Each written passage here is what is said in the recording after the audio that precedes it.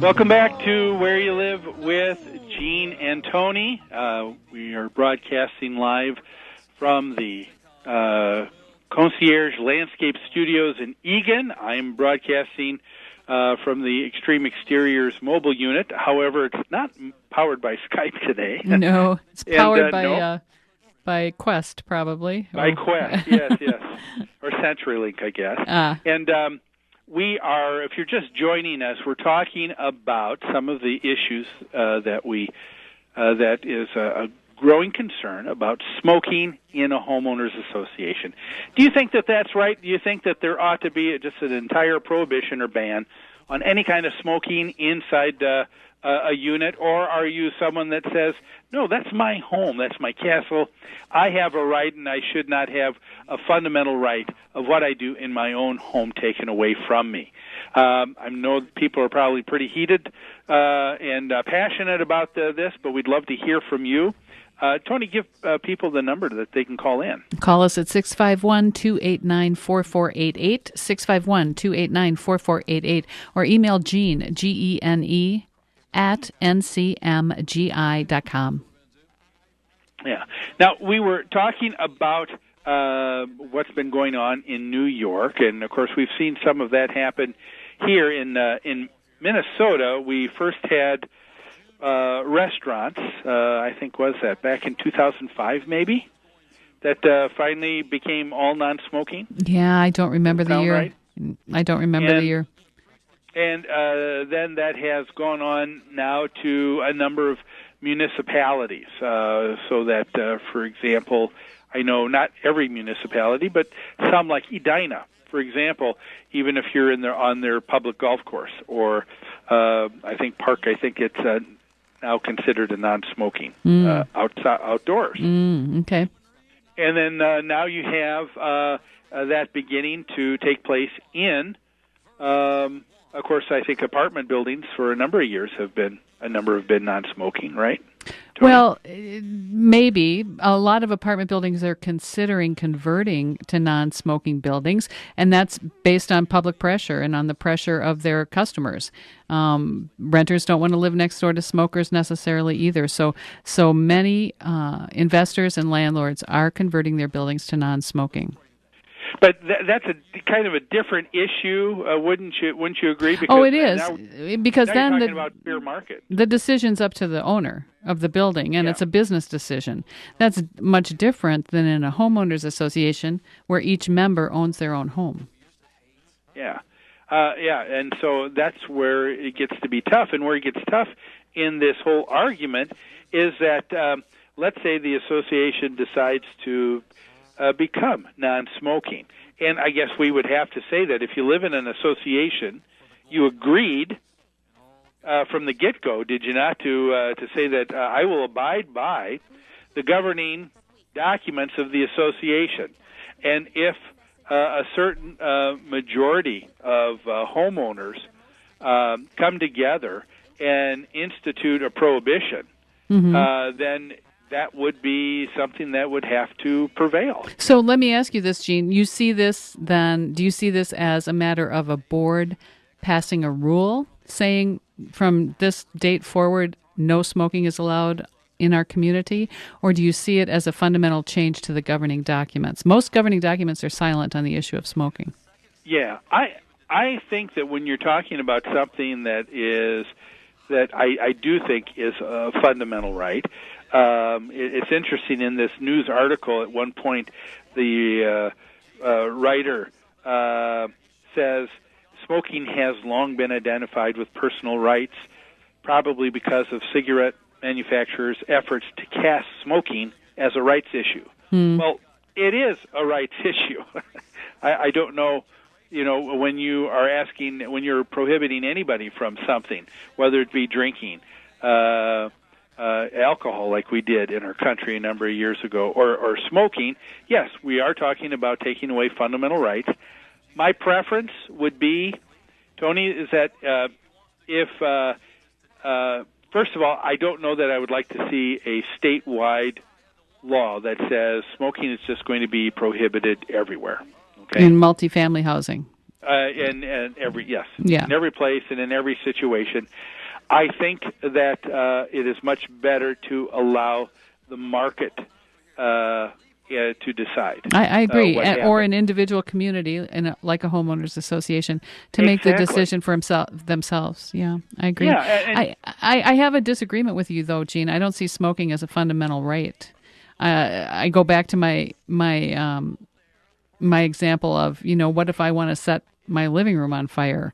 If I'm going to harm other people, I can't do that. And smoking has long been accepted as harmful to other people through secondhand smoke. Yes. So I think it's very difficult to make that argument that it's a fundamental right. I guess I wouldn't say, and maybe we're just parsing words here. I guess I would agree with you. I'm not talking about it being a fundamental right, but it is a rights issue. I can't start a fire in my living room, but I can if I have a fireplace. Right. And so there are situations when you can do something. I agree. I think this issue when you talk about when someone's rights takes away someone else's rights, that's a problem. That's an issue, and that should be looked at. And I think we have a lot of a law that has set precedent. We keep going back to the Supreme Court justice who talked about the fundamental right of free speech, but that doesn't give someone the right, he argued, to say fire in a movie theater. Right. And we agree with that. And so I agree that smoking is certainly is a right, but if it is something that is now being an imposition on someone else, I think it needs to be looked at.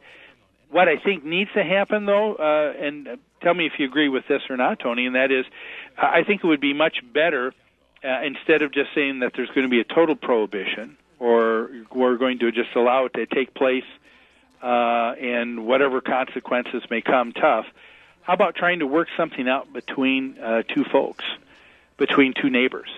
Because I'm wondering if at least some of those issues could not address a number of issues first. Well, I agree with that. I think the stories we read, though, are being written about because that failed.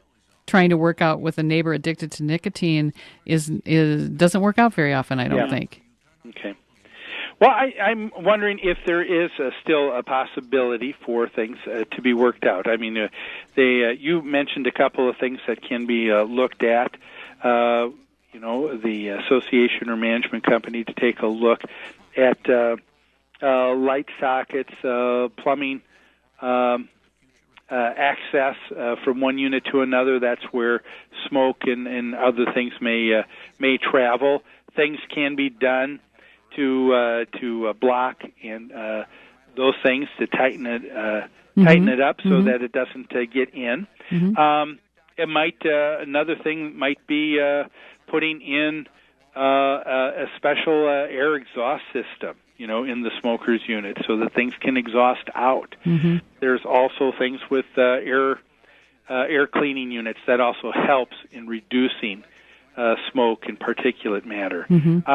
Another thing that buildings can try is how about just positive pressure in the common hallways, and that can be maintained a lot of times by furnaces. Usually turn the fan on and off as heat or cooling is needed, but a lot of places have now gone to in multifamily housing where they just keep the air or fan on all the time, which causes a positive pressure to build up, kind of pushing and keeping things more towards the unit. All of these things, I think, can be a help in diminishing the effects.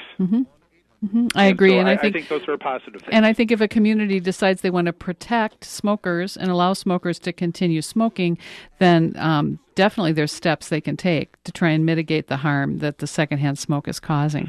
What we're hearing about, though, is neighbors who have gone to their neighbors asking to come up with a solution about the smoke, and the smoker often does not want to change anything. So it may be, as a non-smoker, it may not be enough for me to plug up all the openings in my unit. Maybe the smoker needs to plug up all the holes in their unit as well. So I really think it's a community decision. I agree with you on that. And because the community in a multifamily situation is going to bear the brunt of the cost. Yeah. And that's exactly what was brought out in this article. They talked about one association where they said, we would need to get 80%. I think that's what their governing documents required to make that kind of change, to make it a non-smoking. They said, I don't think we could get it. That's might be because because they're negative, but because they know that they've got more than 20% smokers in the building. Sure. Or it's a sales consideration too. Am I going to be able to sell my condo if smoking is banned in this building? Same kind of issue you would face if rentals are banned in this building. Is there going to be a market for my condo if pets are banned in this building? It's that kind of consideration too. Oh, sure, you're right. Any kind of consideration, any type of prohibition you put in place just reduces the market of those that are interested in the unit. That's right. And it gets to be I guess it gets to be financial that way too.